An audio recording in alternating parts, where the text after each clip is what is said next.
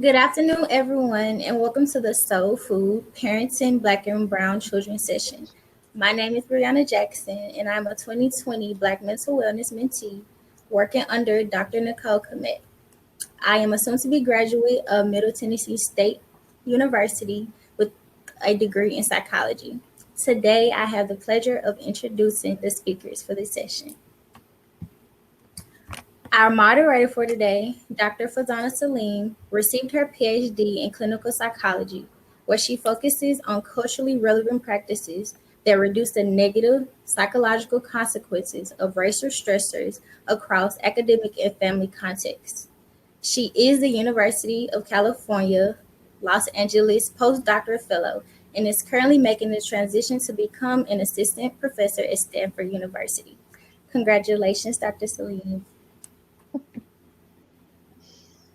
Our panelists for this afternoon include Ms. Jasmin Brooks, Dr. Shawn Jones, and Dr. Ann Louise T Lockhart. Ms. Brooks is currently a postdoctoral candidate for clinical psychology at the University of Houston. She is passionate about promoting the mental health and psychological well-being of Black youth and their families. She strives to one day create culturally mindful interventions that address racial trauma and suicide in the Black communities. Thank you for your participation, Ms. Brooks. Thank you. Dr. Shawn Jones is a third-year assistant professor in the clinical counseling program at Virginia Commonwealth University. He holds a Ph.D. in clinical psychology from the University of North Carolina at Chapel Hill. He emphasizes the significance of Black psychosocial well-being and is passionate about eliminating racial health disparities in the Black community. This has led to his development of a video series and podcast titled Our Mental Health Minute with colleague Dr. Rihanna Anderson. Welcome, Mr. Jones. Dr. Jones, excuse me. No problem. Thank you very much, Rihanna. Thank you. Our final panelist, Dr. Ann Louise T Lockhart, is a pediatric psychologist, parent coach, author, speaker, writer, and mother of two who owns a thriving practice in San Antonio, Texas called A New Day Pediatric Psychology. She received her master's and doctorate from the Arizona School of Professional Psychology and Clinical Psychology. Dr. Lockhart aims to educate, inspire, and support others so they can heal and live rather than simply exist. To you all, thank you for your participation. Thank you for remaining proactive in healing and promoting resiliency in the Black community. I will now hand over the virtual mic to our moderator, Dr. Saleem. Thank you. Thank you so much.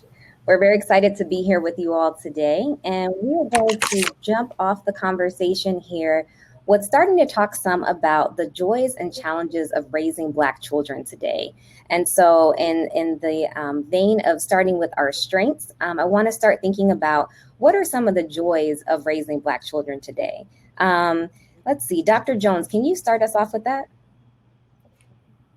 Sure. Thank you so much, Dr. Saleem. So thank you first and foremost. I know we can't see everyone, but extending gratitude to everyone who is able to watch with us right now. I'm so excited to have the opportunity to be a part of this esteemed panel. So the joys of raising, and so I should start by saying that I have not yet had the distinct honor that I'm sure it is to be a parent of a Black child. But I was once a child, a Black child, and I studied Black children and families, as you heard Ms. Jackson mention. So the joys of raising Black children, I think that they're immense. I think that as one of the pins on my lapel suggests, right, it talks about Black boy joy. So this idea that we can instill and affirm, right, and raise up the next generation of folks who have such a storied history from resistance to resilience and beyond. That is to me a joy. That is awesome. The opportunity to raise up the next, I don't know, Vice President of the United States or The next Stacey Abrams. That's pretty cool. That's pretty awesome. So I don't want to take too much of the spotlight, and I obviously want to defer to Dr. Lockhart because of her kind of intersectional ability to speak to this moment. But those are a couple of what I would say would be some of the joys of raising Black youth today. Awesome. Yeah, let's hear from Dr. Lockhart as well. If you would talk some about maybe building off Dr. Jones' commentary there, and then maybe start talking about some of the challenges as well. Yes.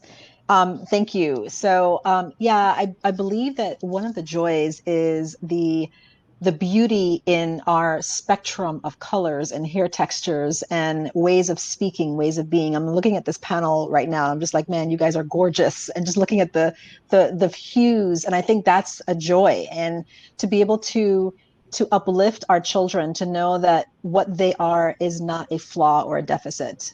And I remember when I brought my son to the Institute of Texan Cultures last year.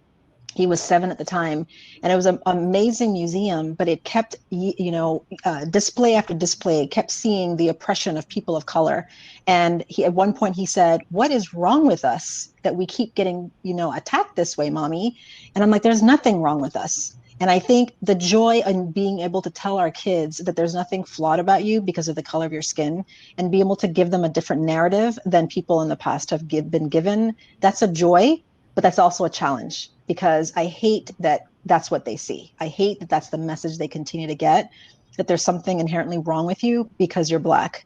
And so I see it as a kind of a dual edge and a sword, in terms of like, there's a lot of beauty in us and our people, and the strength and the courage and the resilience. But then there's also like, man, why do we have to be that all the time? Why do we always have to keep fighting all the time? And I think that's a hard lesson to keep teaching, and that we've come so far, but yet sometimes I feel like we haven't. Absolutely. Yeah. And thinking about that, thinking about both the joys and challenges of this process, I would like to hear too how we can think about discussing race with our child, because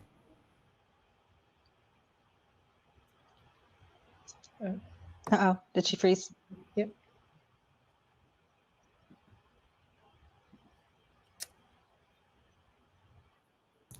Yes.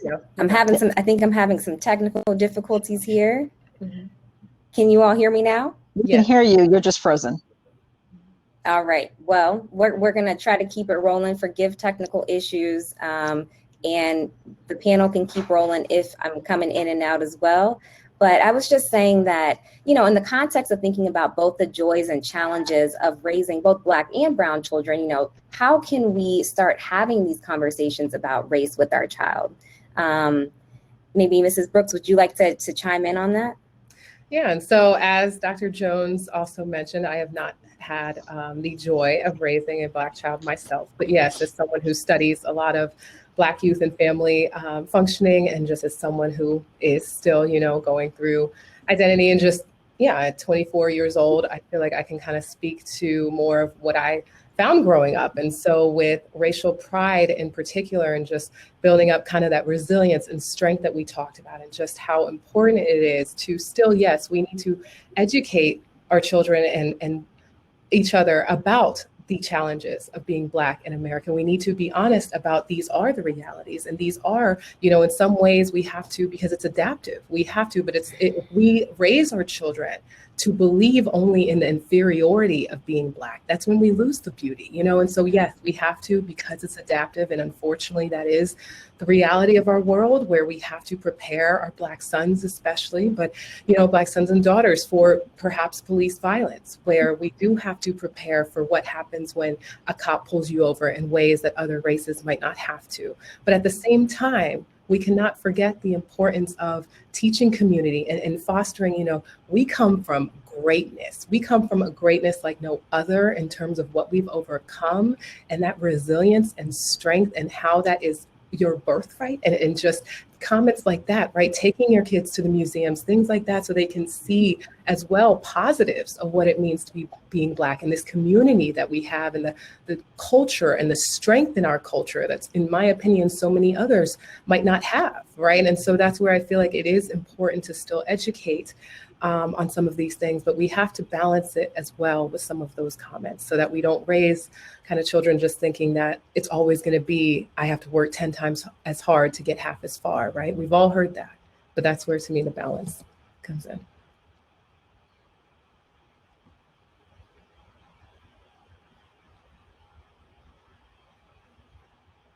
Oh, did we lose her again? Maybe, but if you guys want to jump in too.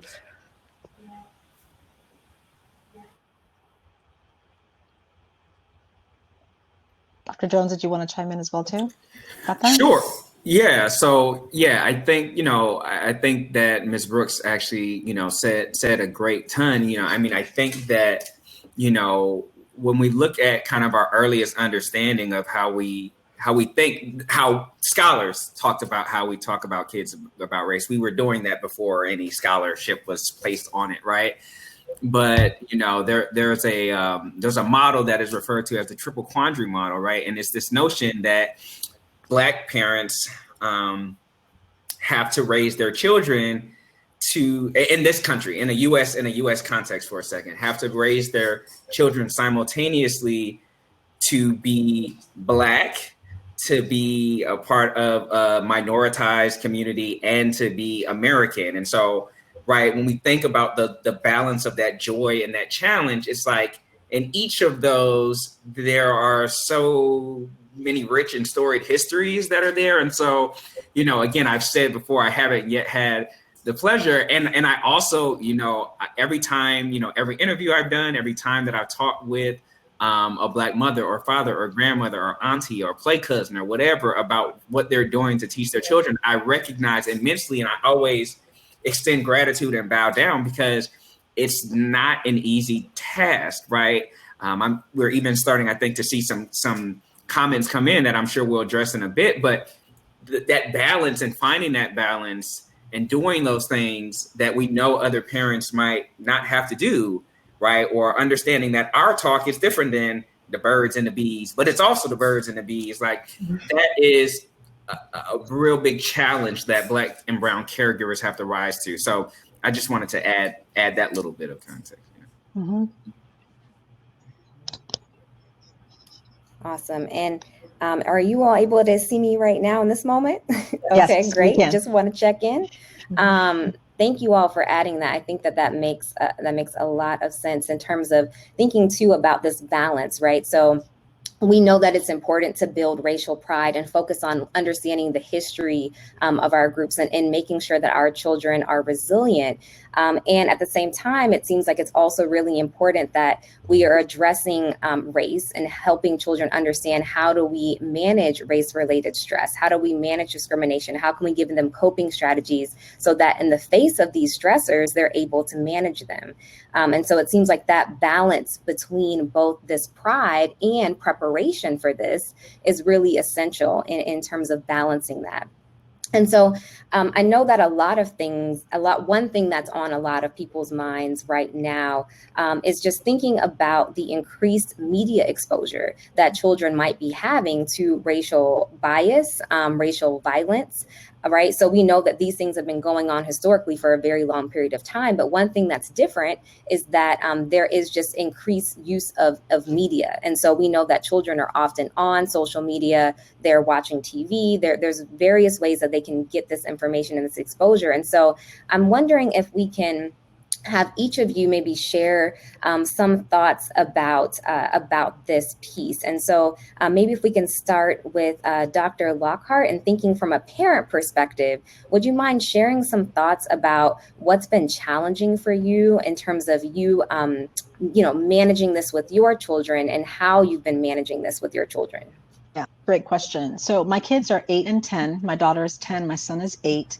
And my context is a little bit different in terms of how I see race because of my background. So I'm originally from the Caribbean. I was born and raised in the U.S. Virgin Islands. And then I went to college in Buffalo, New York. So that culture shock in and of itself, not just the weather, that's a whole separate thing. But the culture shock of going from an ethnic majority where I didn't even think about my race, and I actually loved it, to then coming to a place where it was very separated, very segregated in many ways, and where I was whereas told about who I was and where I was supposed to fit in, that was I was able to see both sides of the coin. And so in raising my kids, they get to see both perspectives because my husband is from Arizona. And of course, growing up there, it's a very different perspective than if you grew up in the South or grew up in the Northeast. So a lot of how I'm talking to my kids about these things is that I believe that kids need to understand the reality of what's going on, but I don't believe they need to see every play-by-play of every police shooting of a Black man whenever it happens. And I think that although there's a reality to it, I think it's traumatizing. And one of the things that I think happens is that seeing these images of Black people with a knee on their neck, crying out for help, being shot in the back, and you're hearing it constantly, to me, that's traumatizing. And it desensitizes people to Black trauma and Black violence, where they just get used to it after a while. And so for me, I choose not to show my kids those media images because I don't think it's helpful. What I do talk to them about is the fact that racism exists, the fact that people are being treated differently because of the color of their skin. They just asked me this morning, they're like, Mommy, are you still doing presentations on race? And I said, yeah. And they said, so have people stopped it yet, racism? And I said, no, because in their mind, if you don't know about something and you learn it, then you learn it and you stop doing it, right? And so to me, I was like, that makes sense to me. Like if you learn about racism and why it's not right, once you've learned about it, you should just stop doing it. And so for me, it's a lot about that awareness, a lot of giving them the curriculum in terms of understanding the history of slavery and the people, Black inventors and scientists, just knowing about the ugly side of our history, but also the beautiful side of our history. And then talking to them about how the media portrays us sometimes, but not showing them all those images as well too. Because I believe there's a traumatic element to that when you keep seeing it.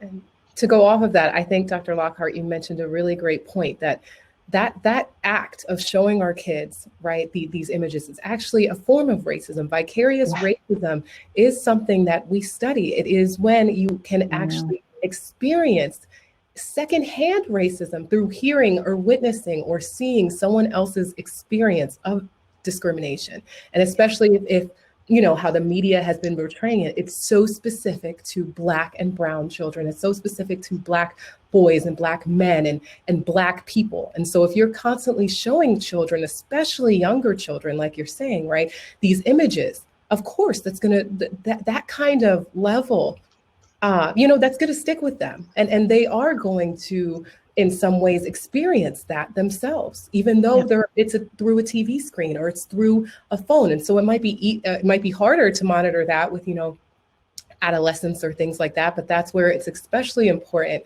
to have those conversations like you're saying. And so I know exposure, and that's a really big question right now, is like, how do we keep our children? Do we keep our children from seeing these images? Do we talk about them? What do we do? And so it's like, if we look at it in that way, that it is a form of vicarious racism, we do want to limit our children from experiencing racism. But at the same time, that's when talking about these conversations and what happens with knowing that this is out there, especially with adolescents, what happens when we know that they're watching this on TV. And so that's where exactly going back to racial pride and bringing in those conversations and having productive conversations about what they're seeing, so that we're not just avoiding it, we're not just denying it, but we're discussing it in a positive way. And we're not saying that this is going to be a reality, that this is going to be how any policeman pulls you over and views you automatically, right? But creating that sense of hope and that sense of resilience still, and reminding about the strengths, I think is so important when considering things like exposure to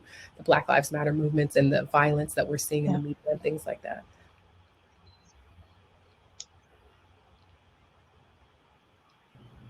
All right.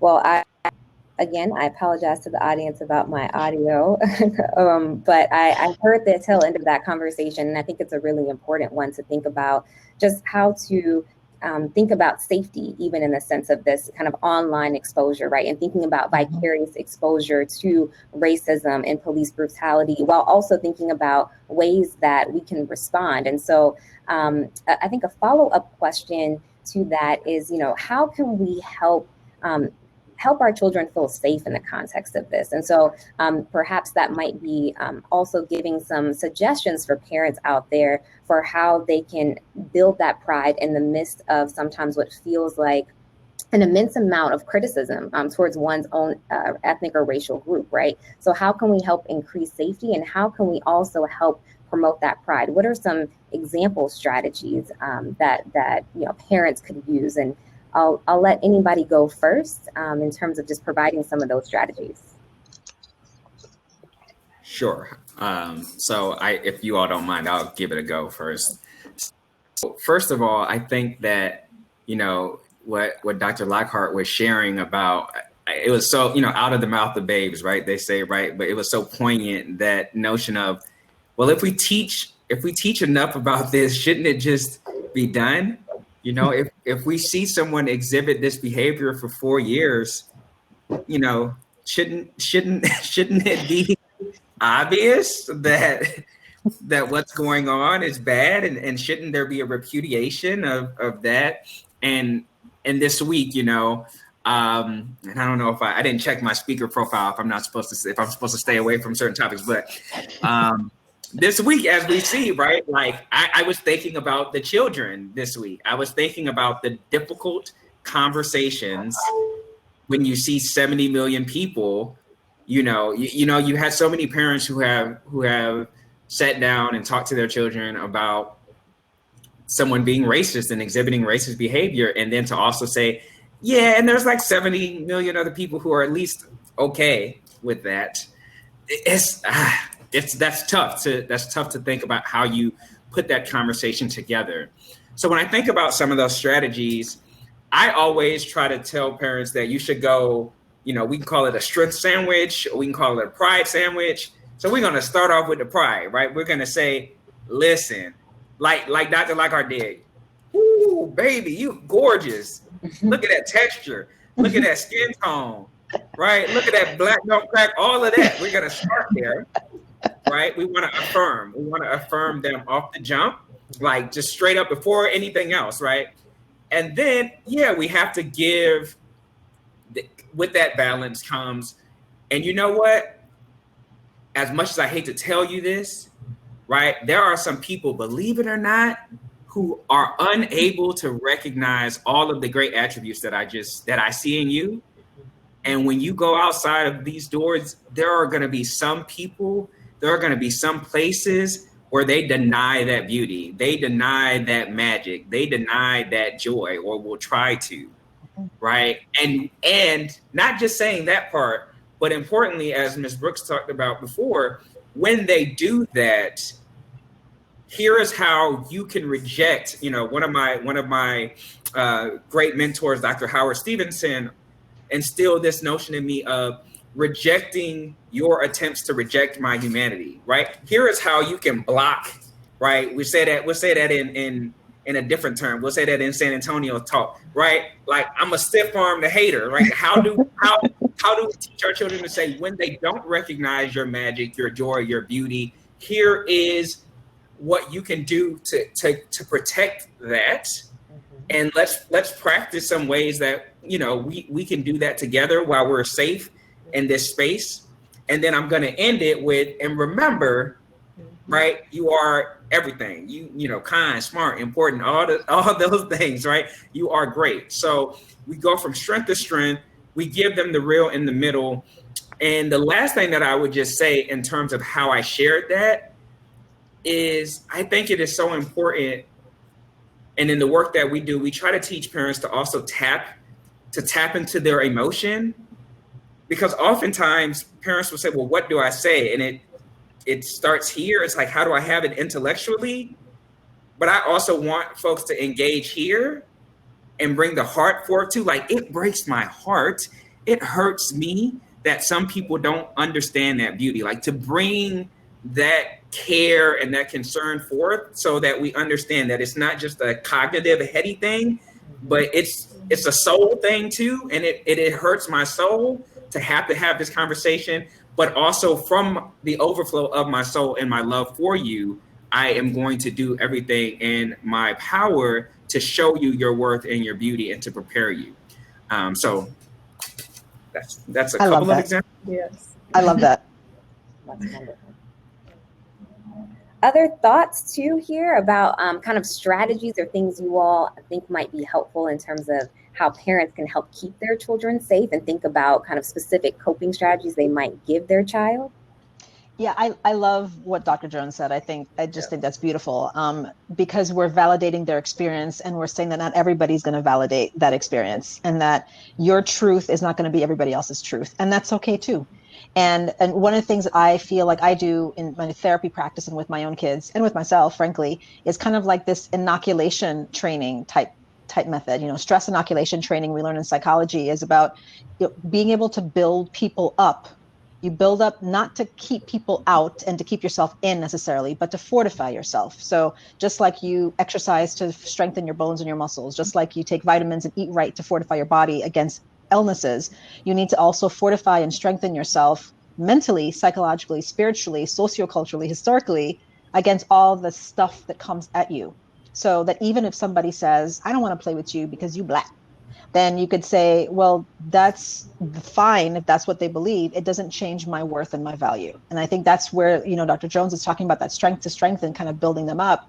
To me, I really believe we have to emphasize that, is that our kids need to understand that although you want the world to be good, and although you may have good thoughts about others, not everybody has that for you. And so it's about helping them build that up and to build up their mindset, and even helping them to know how to respond to those things, helping them build up scripts and rehearsing, role playing, those kinds of things to give them those practical skills. So if someone says, I don't like you because I don't like your skin, then how do they respond to that? What can they do? And help them build some problem solving skills, and then also help them to fortify themselves so that they're not beaten down by that. Because I found that a lot of people, and I've been talking about this a lot this week specifically, is a lot of people who have these negative, toxic core beliefs, it's often one particular incident that shaped it. So when they have these negative thoughts about their worth, many times it came from a single interaction. And so I think we have to build that up in our kids so that they don't feel like they have to be defined by others, and that they can define themselves. And I think that's something that really would benefit our Black and brown children, especially. And going off of both of your points, because I think you all made such amazing points there. And so first, with the strength to strength and that approach that you talked about, Dr. Jones, I think one, absolutely, right? Even how we approach wanting to parent kids, right? In general, we want to usually with criticism or feedback or lessons, right? It's good to start with strengths and then move to, things that we can improve and end with the strength. So I like that a lot. I think also an important thing to emphasize is the externalization of this, because so often we see Black and brown children, adolescents, internalizing what they're hearing.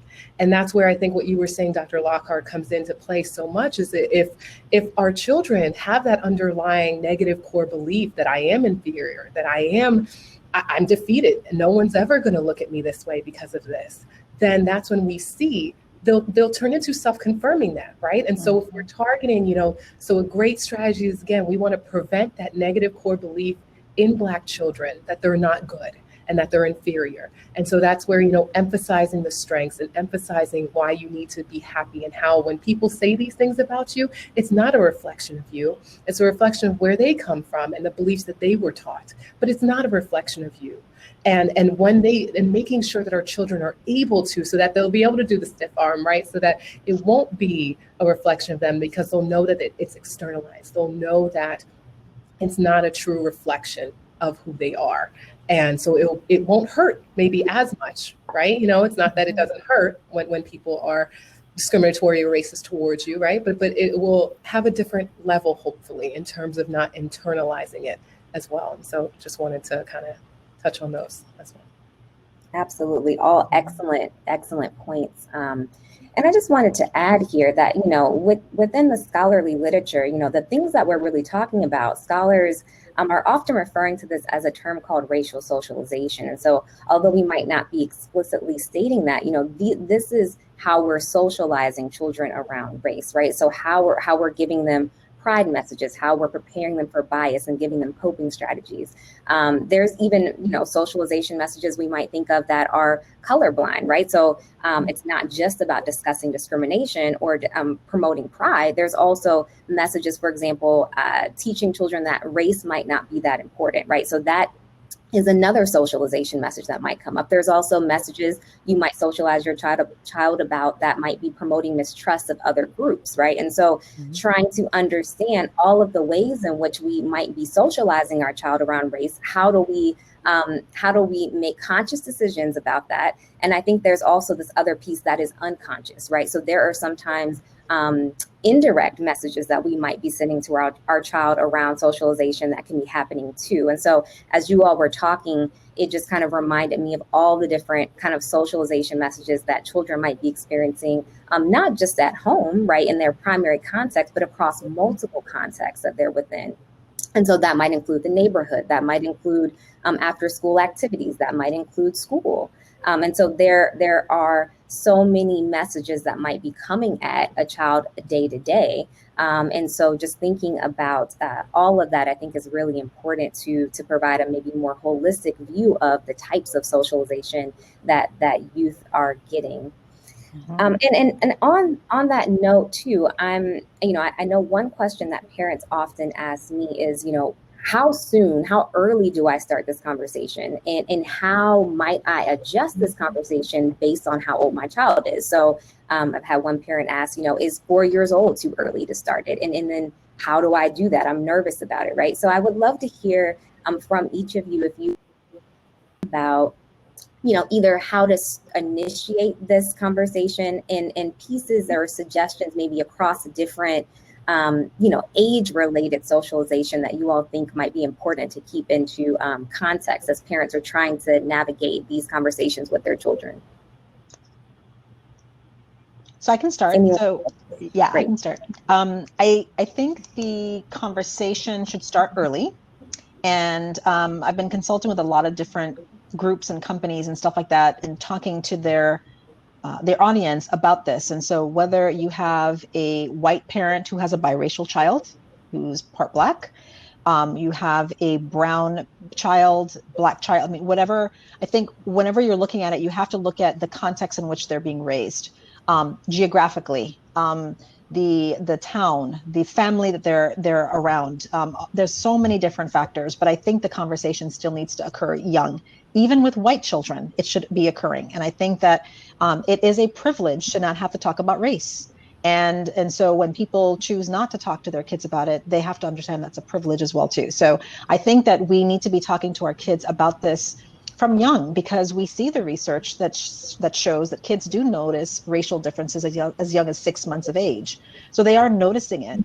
And in preschool age, they'll start to choose playmates based on the color of their skin. And then they start to make associations between whether it's good or bad by the time they're like 4 and 5 years of age. So that's why I think having the discussion early on is really important, so that when they're 2 and 3, you can have toys and books, movies, cartoons, things, cultural events, going to restaurants, fairs, museums, things that expose them to different people of different ethnicities and cultural groups and that kind of stuff, so that they have that exposure. And so I think that you can start it from very young, just like you teach them about their colors and their shapes and everything else, then they should also have exposure to all those things as well too.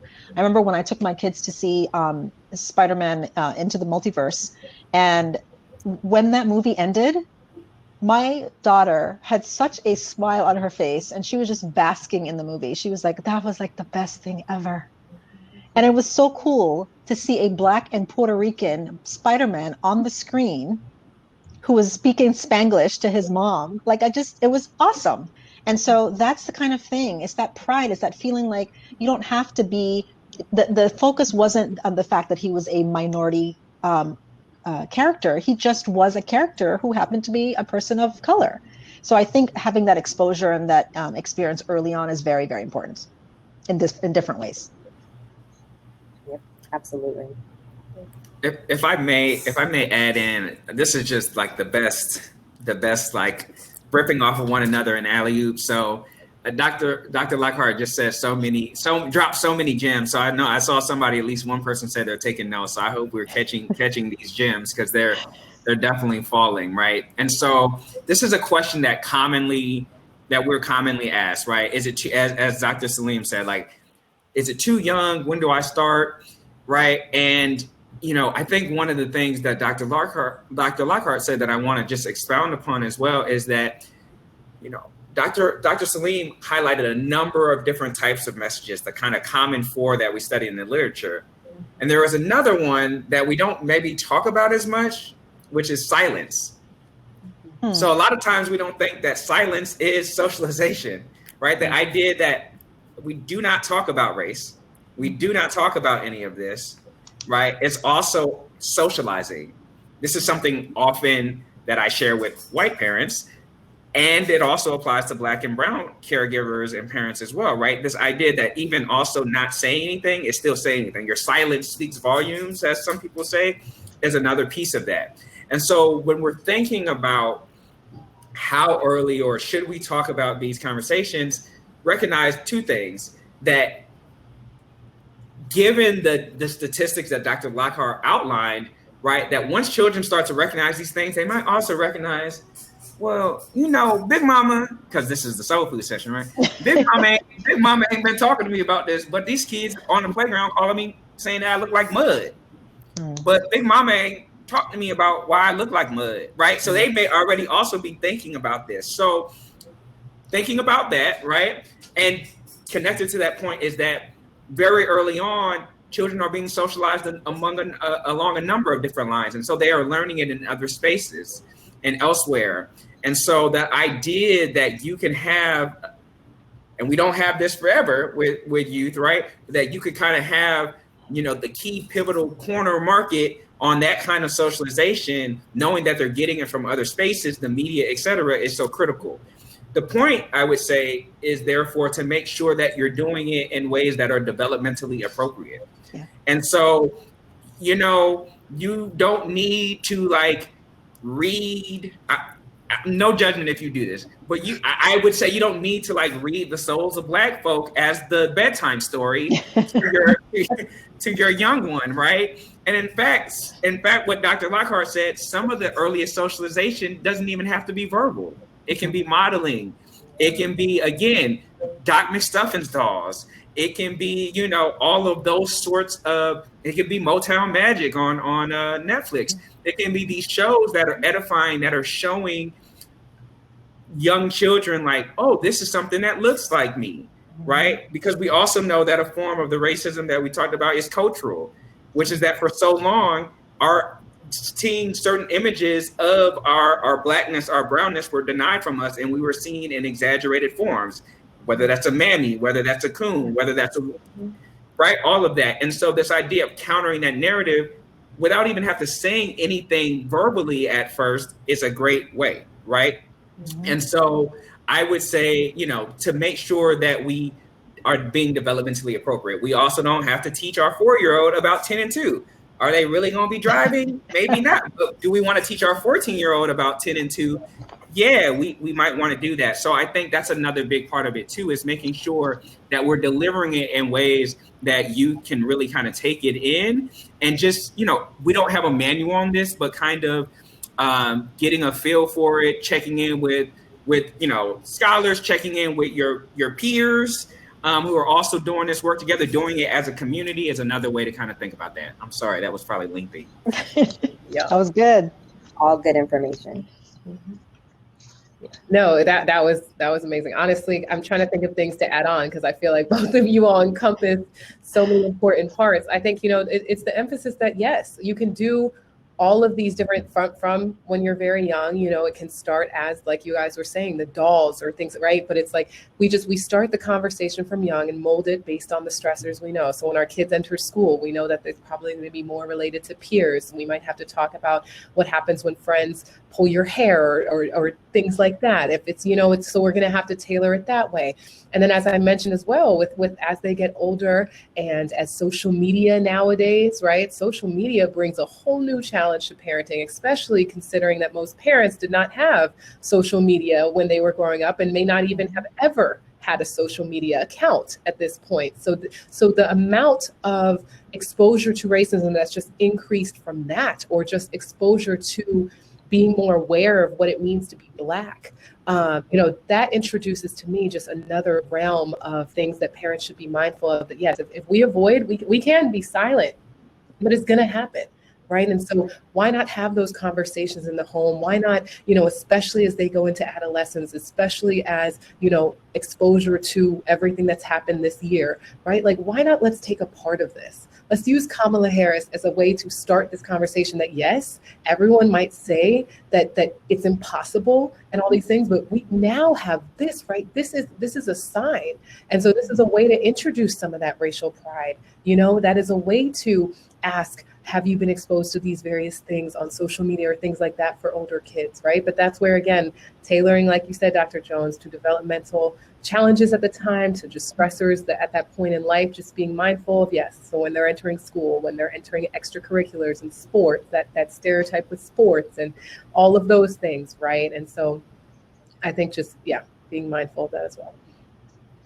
Awesome. All great points. Some of the things that, I was just thinking through some of the things you said, some highlights of what I'm hearing are, yes, we need to developmentally think about what might be appropriate in terms of how we talk about race and how we talk about discrimination with our youth. And so earlier on, it might just be throughout, it can be nonverbal communication, right? But earlier on, it might be more of that, buying them dolls that reflect their own ethnic racial group, reading books, related to their own ethnic racial group. And as you get older, we want to think about what might be most relevant based on their age in terms of what conversations to have and how to have those conversations for youth.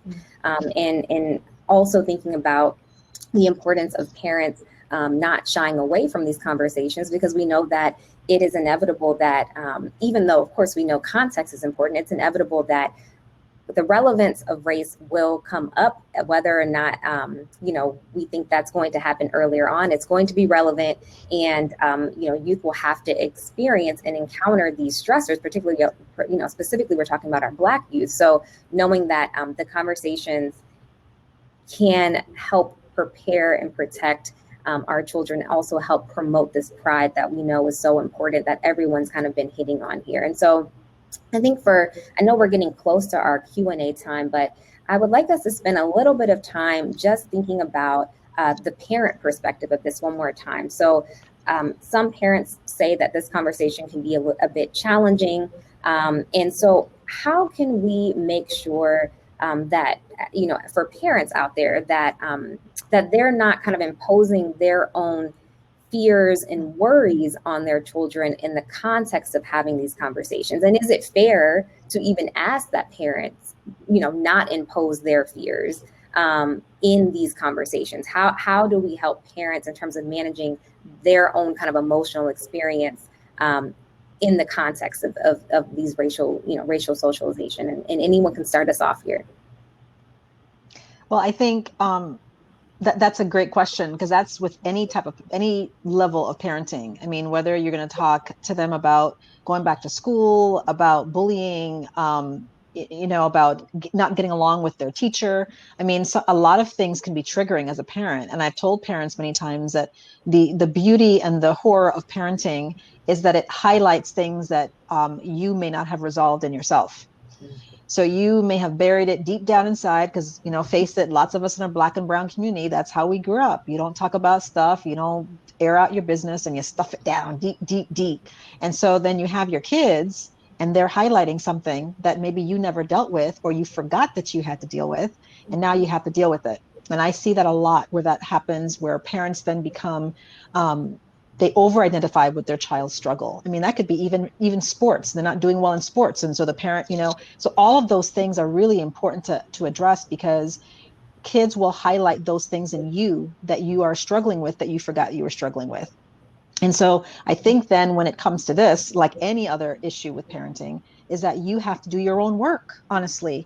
So whether you're a white parent raising a biracial child, a multiracial child, whether you're a Black or brown parent raising a Black or brown kid, you have to deal with your own feelings about white people, about maybe racism that you experienced, colorism that you experienced in your own community, you have to address all of that stuff because that stuff is real. And so then when you see your kid dealing with it, because I see that with parents, maybe they're a light-skinned Black parent, and they have a dark-skinned Black child. And they have issues with that because of their own family saying, oh, you're getting too dark, get out the sun. So now you have that same stuff coming in on your kids. And so those are all things we got to deal with because when we have these discussions with our kids, it's going to come out and we're going to over-identify and we're going to be talking to ourselves versus to them. And so we have to do our own work and we have to wrestle with that stuff and be able to help find some resolution to it so that when we do talk with them, we're not talking to the wrong kid because it's not their problem, it's ours. I feel like I need some snaps for that. Great points. And other thoughts here on this question? Or any add-ons? Yeah, I would just add, I mean, that's a mic drop from Dr. Lockhart. What I'll just add is that a team that I'm grateful to be a part of, we're actually digging into some of this research, some of this scholarly work now, where we're thinking about this idea of, a lot of times parents think about, what do I say? What messages do I give? And we're trying to shift a little bit of that conversation to also think about, how do I do this well? And part of doing that well is managing stress, right? So there's a component that we think about, which is this idea that this can be stressful. It can be stressful because you have fears that your child might be the next Tatiana, the next Tamir, et cetera, right? You might be stressed because you have unresolved trauma that you are still working through when it comes to race. I'll never forget talking to this one Black father, and he just refused to talk to his kids about race. And we were doing an interview, and it wasn't until like 50 minutes into the interview, he was like, I don't talk to my kids about race because it's protected for me. Because I was called the N-word too many times when I was growing up, and I can't get into it. And I was like, So as Dr. Lockhart is saying, just to reinforce, right, this is a process that, we opened up talking about the joys and challenges of raising Black children. And I really have a heart for Black and brown caregivers because we're asking, it's wild, right? We are asking parents to safeguard and protect their children from things that they themselves may not have been safeguarded and protected against. And that happens with all manner of parenting, as Dr. Lockhart said. But there is something particularly pernicious about racism that even in the path to liberation, we still have to rework some of that to help the next generation have a better way than we had. And so my heart goes out, and we also have to acknowledge that for now, that is the difficult work. And hopefully we can find joy and edification and liberation in that work as well. But it is the work that we are called to do for such a time as this. So that's all I would just add there. Wonderful.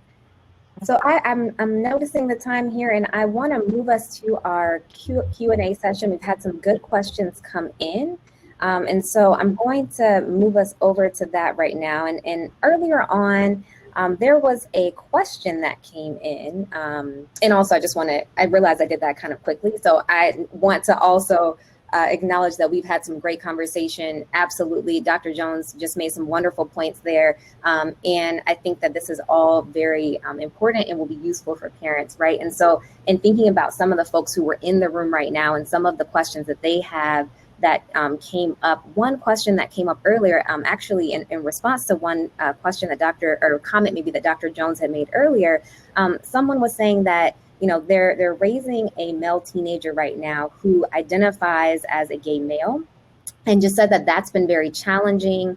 And specific, I'm going to read the end of this comment here, and said, this week he said, my mom, is homophobic, and I think essentially is in a community where that part of themselves is not validated, right? And so this brings up for me this idea of intersectionality and how we might be socializing on multiple fronts here. So what it might mean to have a child that's both maybe Black and identifies as gay, right? And so I'm wondering from any of you, if you have suggestions on thinking through the intersection of this in terms of preparing kids based on multiple aspects of their identity, right? So that might be, male, female, or gender nonconforming. That might be, again, sexual orientation and race. Thoughts about how parents should think about this. Should they be prioritizing socializing on one part of a child's identity, focus on that first, or should it be kind of an intersectional conversation? And this is a tough question because we know that, first of all, children, they're evolving in their identity, especially during the developmental period of adolescence. So I think this is a tricky one, but I think I would love to hear kind of maybe a few thoughts from you all about this. Anyone could go first. So one thing I want to touch on, and again, I found the part that really stuck out to me as well from this question was that we have to also be mindful that our kids are going to get it from within the race as well. So we're not just socializing to prepare them for racism from, from white majority, from other people, right? But also there are stereotypes within the Black community that our kids are going to have to face as well. So race is just not getting defined from everyone else that doesn't look like us, but within us, we have Black people that label you as white. We have, if you talk proper, if you, come from a certain background, right? And so with something like homophobia, that is, again, we talked about the stigma in the Black community against seeking mental health. We talked about, so that is something that can be a challenging stressor to keep mindful of. And so, in Dr. Saleem, in regards to your question, yeah, exactly. We talked about how having Black dolls and having things like that, right, from childhood. But how do you have that kind of conversation that young? When do you start having that conversation? What do you do? And that is, to me, a really interesting question. I definitely would like to hear from the experts as well on this. But from my perspective, I think that, yes, it is important. Again, we want to externalize, we want to emphasize the beauty in that person, right? And that whole person, gender, sexuality, race, right? All of these things we want to emphasize. And that's where, that power that I was speaking to earlier of externalizing and knowing your worth and knowing, so when you hear these things, even when you hear it from within group, the strength in yourself. And so that's where it's like, it's important to, when we're emphasizing the strength from the race, right? Also, in who are you, and helping our children identify who am I from that early age? Who do I want to be? What are my core values? Who, and who do I like? Who am I attracted to, right? And encouraging those conversations in that way, to me, is how you can help, encourage not only your child to reflect on who they think they are and who they like and who they might be attracted to, but also to help prepare them for having that conversation, for being able to say that within themselves, that I am this, right? So you're starting those conversations early and just emphasizing the pride and the acceptance and creating a space of acceptance for all components of who you are. Yeah, I think excellent points on that. And this next question kind of builds on that in some ways, and feel free to the panelists to also add other thoughts in addition to this next question that came up, because I think these could be interconnected. But one question came in that said, do you think it's important to give children daily affirmations? Do we think that that's needed to allow children to have pride? Thoughts from the panel on this? Absolutely. I mean, we're constantly getting messages all the time, and we're being bombarded by messages all the time, memes, videos, news. I mean, we're constantly getting messages. And so we want to make sure that the right message is getting within them. And so, whether it's prayer, whether it's daily verses, whether it's affirmations, whether it's any of those kinds of things where they can have this mantra that they even use on the way to school, as they wake up, as they go to bed. I think that's very helpful, because we're always feeding ourselves messages anyway. And so we might as well feed them the right stuff. So I think it's absolutely important. Yeah, I would second that. And I would say, right, that one thing, and I do want to connect back to the other question as well. But with regard to the daily affirmations, I wholeheartedly agree. And I think that it's important with all of this, right? That one of the things that is so awesome and so rich about culture is like cultural style. And one of the really interesting things about kids is that they sniff out, like, if you don't know how to like do the Dougie or the whatever, they're going to be like, you're fronting, like this is whack. And I say that to say that in all of this, whether it's affirmations, whatever examples you're giving, make sure that it's something that feels authentic to who you are as a family, to who your children are. So some folks feel like, oh, I need to go find this manualized 101 affirmations from the Kemetic. And that's cool. If that fits your cultural style, do it. But if prayer, if a proverb a day is your cultural style, if, you know, a prayer, if a silent, like, if a fist bump, like whatever it is that fits your family dynamic and context, as Dr. Lockhart and Ms. Brooks have talked about throughout this afternoon, making sure that it connects. Now, how do I make that connection to the other question? So in terms of, and I'll be honest with you, as a researcher of racial socialization, we got it. This is one of the places we still got to do this work. We still got to do this intersectional work. We're doing, and shout out to a lot of actually Black women scholars who are doing a lot of intersectional socialization work when it comes to thinking about what does it mean to socialize Black girls, Black women, and how gendered racism and racialized sexism intersect in ways that are unique than just being Black or being a woman. And so when we think about what lies at, and that's what we mean when we're talking about those intersections, right? We know what I would say specifically to that parent is when we think about identities, one of the things we think about is salience, right?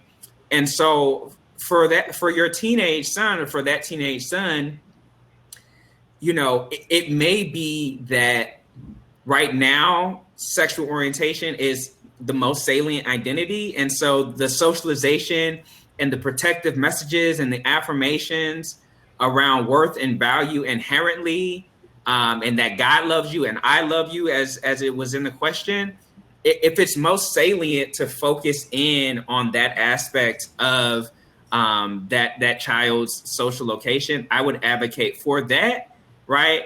And right, I would also say that, again, finding messaging that threads and connects those things, right? So again, when we are talking about our history, right, there is Black queer history that has heroes, sheroes, theros, who can also be uplifted to also affirm, right, that there are ways that you can be yourself and your Black skin and who you love, and all of that can be beautiful.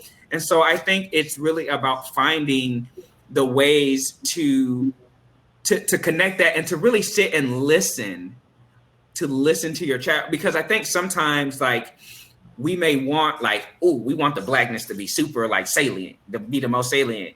And your child might be like, I'm cool, I'm say it loud, I'm Black and I'm proud, but I'm really struggling with the fact that it seems like people have a problem with me because of who I love or who I might like or who I find, you know, fine or attractive, right? And so we have to be open to listening to that. And again, this is where, as a non-parent, my heart goes out to parents and caregivers, because it is tough, it is challenging to hold that. But the good thing is there are resources out there to support, and I think that there are. I think starting with listening and starting from a place of just unconditional love and regard is, when all else fails, like, I see you, I affirm you. Don't worry about what the church is doing. Don't worry about the knucklehead up the street. Like, I love you and everything that comes with you. Your ability, your whatever it is, like, everything about you. And I think that can at least undergird that child to kind of work and make it through, as you all are working and making it through as a family. Snaps to Dr. Jones as well. Snaps to Mrs. Brooks. Snaps to Dr. Lockhart. This has been an amazing conversation. I think as Dr. Jones said, a lot of great gems in here for parents, for folks working with children, interacting with children. And I think that at this time, there is a need more than ever for, how to help prepare children in all the different contexts that we discuss, from social media to direct conversations to indirect conversations that we're having with children around race and racism. In the messages that they receive on a daily basis across these contexts. So I want to thank the panel so much for being here with us today. And I want to thank the participants in the audience for being here virtually with us on your Saturday. And I'm going to in the panel here today, but want to say again, thank you. And I hope you all have a great rest of your weekend. Thank you. Thank you. Bye. Bye-bye. Thanks, everybody. Take care.